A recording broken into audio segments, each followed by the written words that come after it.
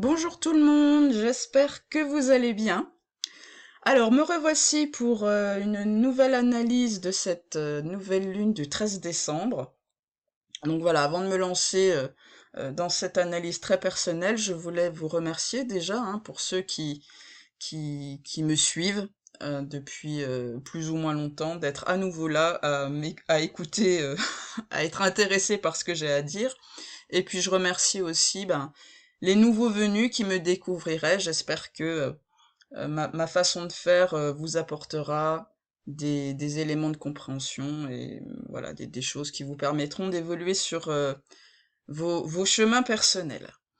Alors, je vais commencer par dire que cette nouvelle lune qui a lieu dans le signe du Sagittaire impactera les deuxième et troisième décans des signes dits mutables, puisque le signe du Sagittaire est un signe mutable. Les signes mutables représentent les signes qui terminent une saison. Donc le Sagittaire est le dernier signe de l'automne, donc c'est bon, ça colle. Et c'est une nouvelle lune qui aura lieu à minuit 30, le 13 décembre, voilà. Donc entre le 20e et 21e degré. Les signes qui seront donc davantage impactés par ces énergies lunaires seront tous les signes mutables. Donc si vous avez vos trois fondamentaux entre le deuxième et troisième décan de ces signes, vous pourrez être peut-être ressentir un peu plus, en tout cas, les énergies de cette nouvelle lune. Donc les signes mutables, si vous avez soleil, lune, ascendant, particulièrement, mais aussi d'autres points sensibles dans votre thème pour les plus initiés. Donc nous parlons des signes du Sagittaire, bien sûr. En face, nous trouvons le signe des Gémeaux. En carré à tout cela, nous avons la Vierge et les Poissons qui sont ici. Les signes qui seront davantage favorisés, donc pareil, on part des trois fondamentaux, mais pas que, mais surtout les trois fondamentaux, donc deuxième et troisième décan. On parle des signes de la Balance, du Bélier, mais aussi des Verseaux et des Lions. Voilà. Donc avant de me lancer dans les énergies spécifiques de cette nouvelle lune, je vais rappeler, comme à mon habitude, des trucs un peu généraux sur une nouvelle lune en signe mutable. Alors, la nouvelle lune, bien sûr, c'est toujours une opportunité de débuter quelque chose de nouveau. Mais comme c'est en signe mutable, c'est un nouveau cycle pour laisser partir quelque chose qui ne nous convient plus. Laisser partir l'ancien pour accueillir le changement dans sa vie. Accepter le changement. On se prépare en fait à faire de la place pour pouvoir initier de nouvelles choses lors d'une prochaine lune en signe cardinal, par exemple. Donc la nouvelle lune en Capricorne, sera dans un signe cardinal. Donc, vous voyez, là, on va plutôt faire le ménage, un petit peu. Accepter de devoir se séparer de certaines choses. Avec une nouvelle lune en Sagittaire, on devra oser se sortir de certaines contraintes et avancer vers plus de liberté individuelle en se jouant de l'adversité. On devra oser partir à l'aventure, donc au moins s'y préparer. On devra oser partir à l'aventure, sortir des sentiers battus, explorer de nouvelles avenues en dehors de nos zones de confort, particulièrement nos zones de confort culturelles, mentales et intellectuelles. On est sur l'axe Sagittaire-Gémeaux qui est un axe de connaissance. Donc voilà, en osant, en acceptant que parfois on a besoin d'élargir sa conscience, en alimentant un désir d'apprendre, de lire, de se cultiver, de sortir de carcans intellectuels. C'est vraiment ça. On sera invité à avoir foi en nos idéaux en faisant preuve de témérité, d'enthousiasme, d'optimisme. Oui, parce que le Sagittaire est un signe très jupitérien, la planète de l'optimisme, parce que Jupiter, c'est le maître du Sagittaire. Donc oui, il faut être optimiste, mais quand même, en faisant attention à ne pas être imprudent, trop tout feu tout flamme, trop optimiste, justement, parce que Jupiter, il peut aussi amener ça. On peut être trop optimiste. C'est-à-dire qu'on a du mal à juger correctement les situations ou les actes, en minimisant les conséquences de nos propos, de nos actions, etc. Donc ça, faudra faire gaffe à ça, hein. Pourquoi je vous dis ça? Parce que Jupiter, là, qui est donc le maître de cette nouvelle lune, déjà, il est encore rétrograde, vous voyez bien, et puis il est en opposition à Vénus. Et les aspects tendus Jupiter-Vénus, ça peut nous faire porter des lunettes roses. Or là, il faudrait mieux qu'on évite de tomber dans le côté trop sagittaire, imprudent, voilà, tout feu, tout flamme, quoi. C'est un signe de feu, après tout. Ensuite, avec une nouvelle lune en Sagittaire, on devra oser faire enfin ce qui est juste pour nous, pour avancer vers plus d'indépendance, en osant faire des sauts vers l'inconnu. Voilà. Ou encore une fois, s'y préparer. Bien sûr. Alors, avant que je n'aille en détail sur les énergies spécifiques de cette nouvelle lune, si cette vidéo vous plaît jusqu'ici, n'hésitez pas à liker, ou à vous abonner si c'est pas encore fait, ou à me laisser un petit commentaire après la vidéo, bien sûr. Et pour ceux qui auraient besoin de services astrologiques ou de tirage de cartes, voilà, je vous invite à aller visiter mon site www.unamephoenix.com et aussi aller regarder en dessous de cette vidéo dans la barre de description où l'adresse du site est indiquée, et puis lire un petit peu mon blabla. Voilà. Donc voilà, ma petite pub elle est faite. On va aller dans les énergies spécifiques de cette nouvelle lune.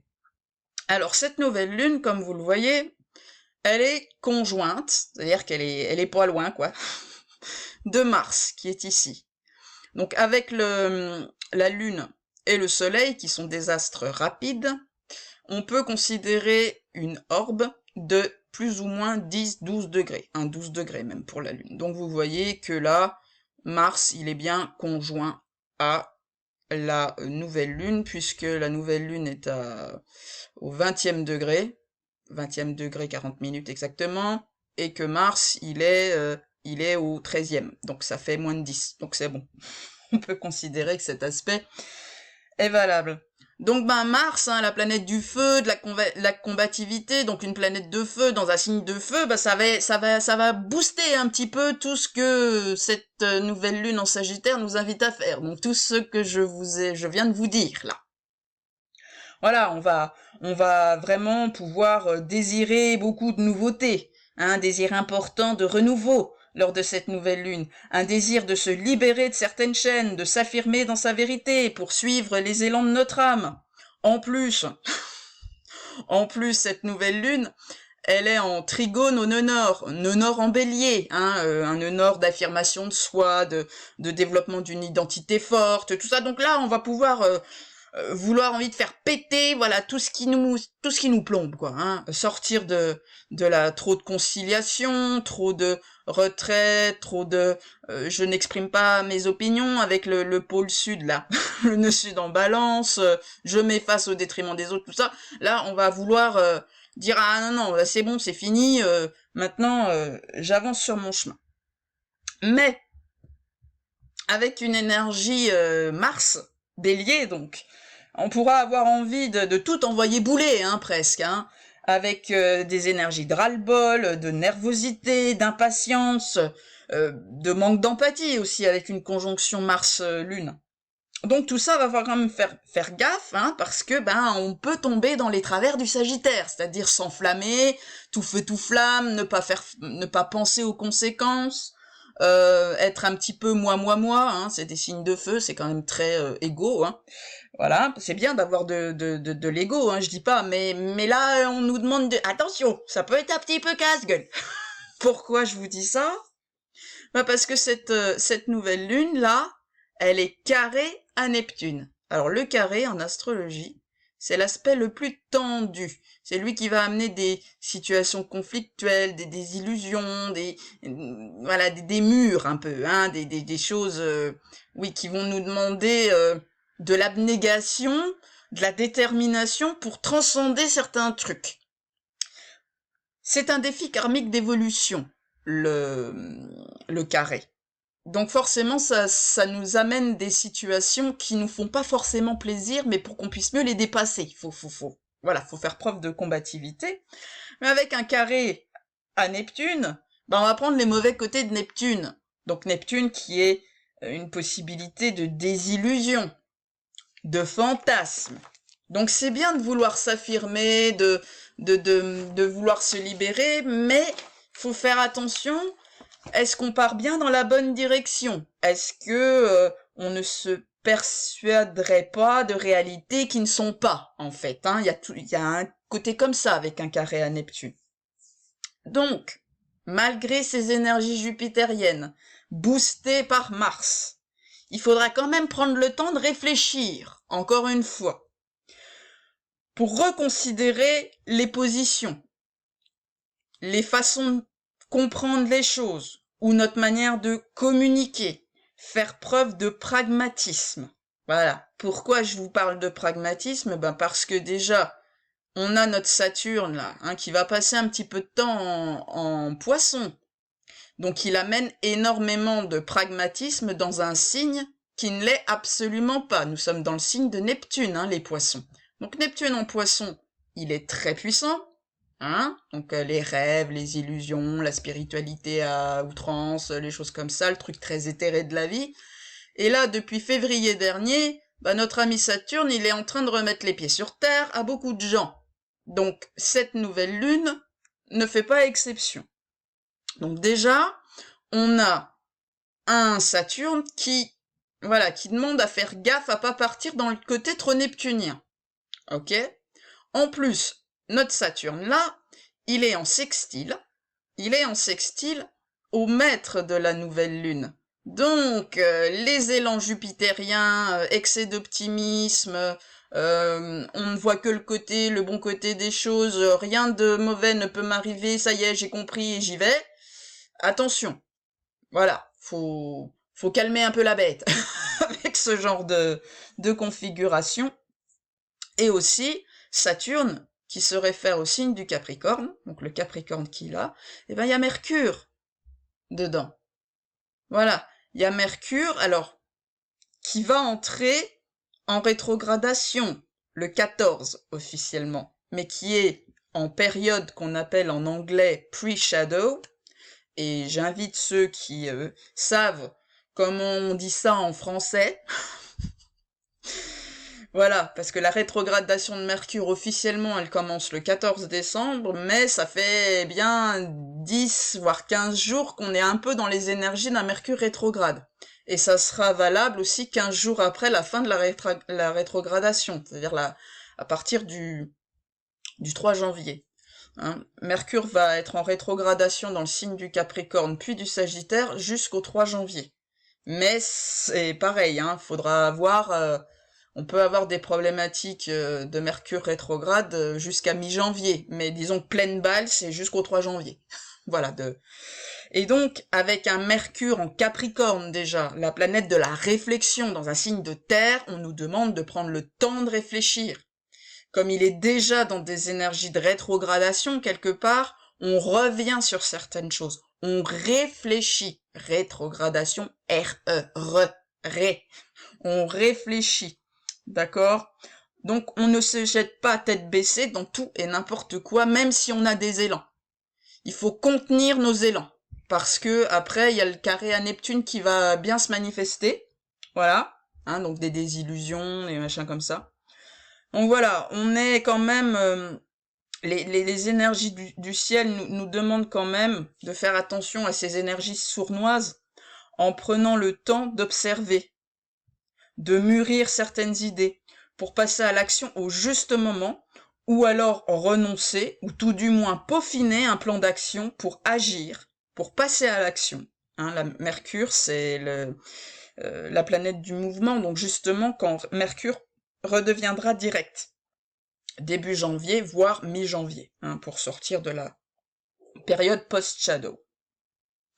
Donc voilà, on doit faire preuve de stratégie, de patience, encore une fois, hein, car avec une nouvelle lune carrée à Neptune, on pourra clairement manquer de discernement. Hein, si on se laisse aller un peu trop à à nos élans. Voilà, on pourra un peu manquer de discernement, puis se prendre un mur derrière. Donc voilà, moi je vous conseillerais en gros de laisser passer les fêtes. Hein, si vous avez des projets ou des nouvelles envies, laissez passer tranquillement les fêtes. D'accord? Alors, pour revenir encore avec quelque chose de plus spécifique par rapport à ce carré Neptune, nouvelle lune, donc Neptune carré soleil, Neptune carré lune, voilà, ceux qui manquent de cerveau gauche, ceux qui manquent d'ancrage, ou ceux qui ont un problème avec l'incarnation, hein, donc ça je pense notamment à tous ceux qui ont un aspect soleil soleil Neptune dans leur thème, ou alors un soleil en poisson par exemple, peuvent manquer d'ancrage et développer un problème avec l'incarnation terrestre. Donc là vous aurez peut-être matière à travailler ces problématiques-là.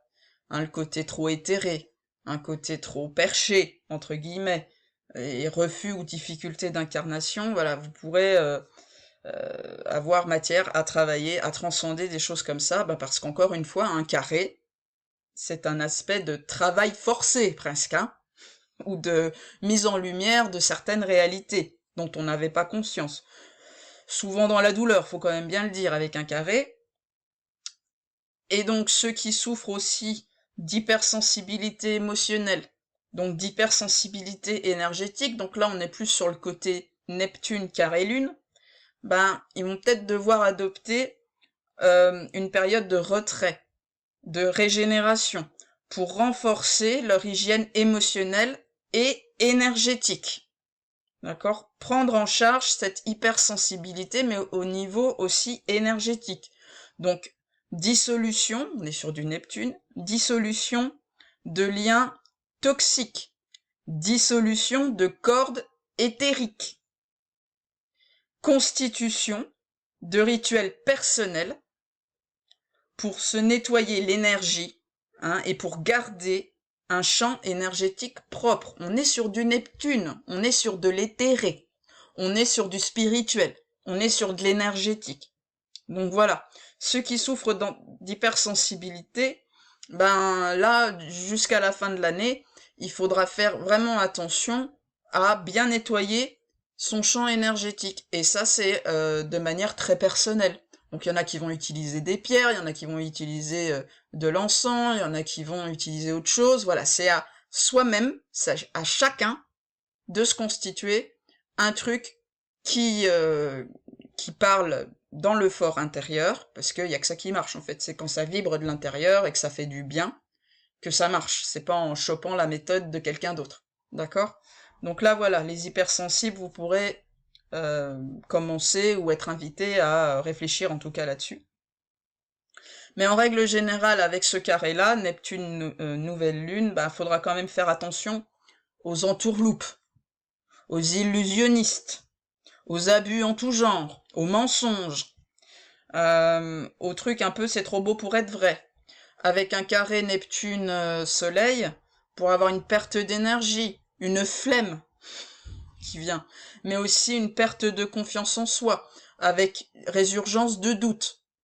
Donc vous voyez, ben par exemple, si on s'est trop enflammé pour un truc, qu'on a exprimé certaines choses, puis que tout de suite derrière, on se dit ah bah non, en fait c'est pas possible, vous pourriez vous mettre à douter. Voilà. Mais parce que, ben peut-être que vous êtes un peu trop enflammé. D'accord? Donc c'est juste une invitation à dire c'est pas impossible, mais par contre, faut que tu prépares ton plan d'attaque. Voilà. Hein, ça sera le message. Alors, je vais revenir sur le maître de cette nouvelle lune, donc Jupiter. Jupiter qui est encore rétrograde, mais plus pour très longtemps. Donc c'est-à-dire que là, il va bientôt repartir vraiment en marche directe. Donc on va encore pouvoir ressentir ce côté, bon allez hop, maintenant j'y vais, j'en peux plus, j'ai été cadenassé pendant plusieurs mois, là j'ai envie de réussir, j'ai envie de liberté, j'ai envie d'abondance, donc j'y vais. Donc encore une fois, faut faire attention, hein, à ne pas griller les étapes. On pourrait avoir comme une forme de bouchon qui pète, quoi. Et du coup, quand ça pète, bah ça pourrait ne pas partir forcément dans le bon sens ou de la meilleure des façons. Ok, donc faudra faire attention à ça, hein, surtout que Mars, déjà, il nous booste dans ce sens-là. Mais encore une fois, carré Neptune, attention, c'est sournois. Voilà. Donc attention aux excès d'optimisme, encore une fois, avec ce Jupiter rétrograde qui va plus l'être pendant très longtemps, et qui est, je le répète, sextile à Saturne. Attention, pas de précipitation. On est dans la mesure, même si on aurait envie de respirer. Hein. Et ce Jupiter, donc là je vais parler plus de la sphère relationnelle. Pourquoi? Ben parce qu'il est opposé à Vénus, la planète des relations, hein, mais aussi ouais, particulièrement en Scorpion, qui est quand même un signe assez fusionnel, alchimique, tout ça. Donc on va parler des relations. Attention, avec aux nouvelles rencontres qui pourraient survenir avec sous ces astres-là, parce que les aspects Jupiter-Vénus vont nous faire mettre des lunettes roses. C'est des effets qui créent des lunes de miel, effet lune de miel, donc un truc hyper romantique, les sentiments sont décuplés, mais on ne voit que le meilleur. On ne perçoit que le meilleur, et on n'envisage que le meilleur. Donc faites attention parce que, comme il y a un carré à Neptune qui est pas loin, il pourrait y avoir des désillusions derrière. Voilà. Ok? Donc comme on est sur une Vénus en Scorpion, voilà, si vous entamez de nouvelles relations, bah ça pourra vite virer dans un truc un peu passionnel, où il y aura de la jalousie, une histoire d'emprise, où va y avoir de la possessivité, ou de la manipulation affective, c'est très Scorpion ça. Ou alors, ben dans les relations existantes, vous pourrez réaliser que ben au final vous avez cru au prince charmant ou à la princesse et puis que ben l'autre a ses travers comme vous avez les vôtres. Voilà, il pourrait y avoir une certaine un peu retour à la réalité, encore une fois, mais bon. On nous empêche un petit peu de rêver trop, hein, depuis que Saturne est en poisson ici. Donc ça fait depuis février dernier quand même, et il va y rester jusqu'à la fin 2025, début 2026. Donc voilà. Alors, avec une Vénus en Scorpion, et cette opposition à Jupiter, on pourrait avoir un effet loupe, parce que Jupiter, il va avoir un effet loupe. Il a un effet loupe, voilà. Donc, on pourrait avoir un effet loupe sur une certaine toxicité en amour. D'accord? Particulièrement la toxicité du féminin.